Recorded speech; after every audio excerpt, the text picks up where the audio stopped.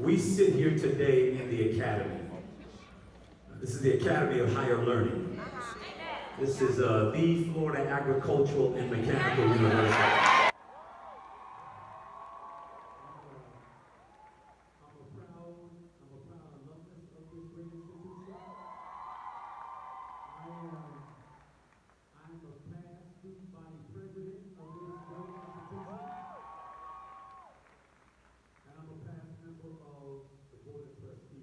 Of this university. I met my life partner here on the campus.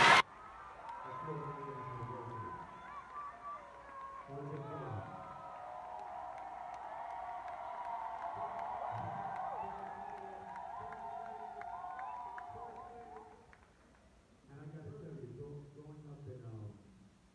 growing up in Miami-Dade, I'm from an area called Richmond Heights.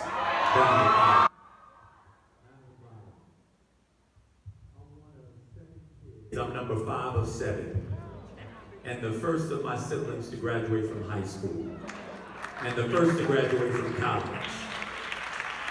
And I'll tell you, as a kid, I remember on Thursday nights, and far too many of you are too young to remember this, but on Thursday nights there used to be this show that used to come on called A Different World.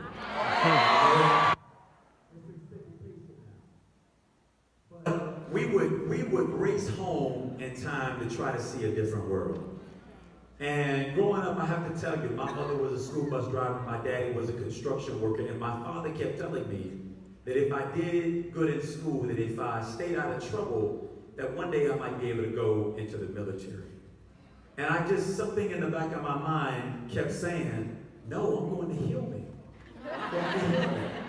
And I have to tell y'all, as a kid, I honestly thought Hillman was a real thing. I just knew I was going to date my Whitley Gilbert. I was going to hang out with the Wayne with the flip-up shades. A Different World for me was my North Star as a kid. It was what I set my sights on. I would come to learn that Hillman was a fictional college, but then one day I stepped foot on FAMU's campus as a high school.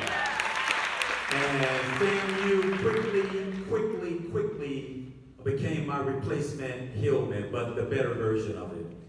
I got to see on FAMU's campus, we didn't have Black Girl Magic, it wasn't the same then, but I got to see Black excellence on full display.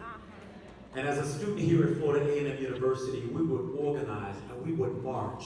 And we marched, it felt like every week. And in many of those occasions, I was leading those marches every week. And it didn't matter if there were 100 of us, or 5, or 20, or 50 of us.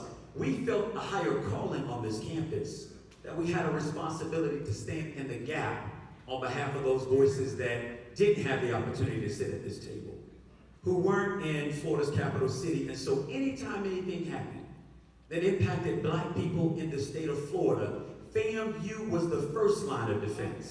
We were the first ones to march. We were the first ones to speak up. We were the first ones to show up. And so I say that to say to you all that you're really standing and sitting on the shoulders of a really rich legacy. But for Florida A&M University, I know that I wouldn't be standing before you as the mayor of Florida's capital city. And I absolutely know, but for Florida A&M University, I would not be a candidate for the highest office in the state of Florida. FAMU gave that to me. And so I can't betray that when it comes to now running for the highest office in this lane. I'm running for all of us. Those of y'all who are underneath the sound of my voices and those names that I can't call and faces I cannot recognize. We have an opportunity on August 28th, tomorrow, to go to the polls and do something that we've not done here before in this state. We have an opportunity on August 28th, which has a significance in the history of our community. Emmett Till was hung on August 28, 1955. 1963, August 28th, Dr. Martin Luther King delivered his famous I Have a Dream speech at the March on Washington. That was August 28th. August 28, 2008, Barack Obama stood in the middle of Invesco Field in Denver, Colorado, and accepted the Democratic nomination for president.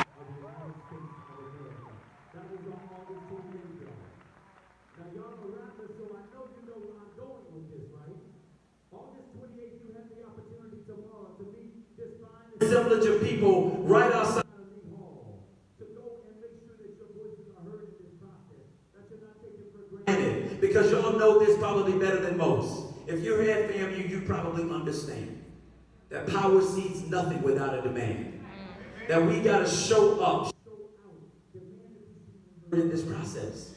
That it's not going to give way, that it won't bend automatically.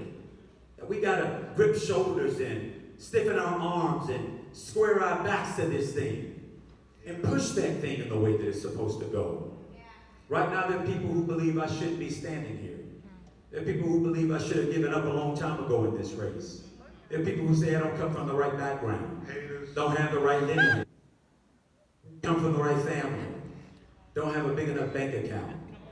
Well, family, we have an opportunity to make liars out of every single one.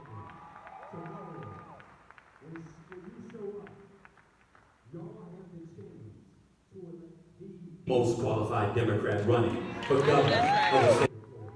You have the opportunity to elect the candidate who is the non-billionaire running for governor of the state of Florida. Tomorrow, through your vote, you have the opportunity to elect for the first time in history a person of color to lead the Democratic Party of the state of Florida.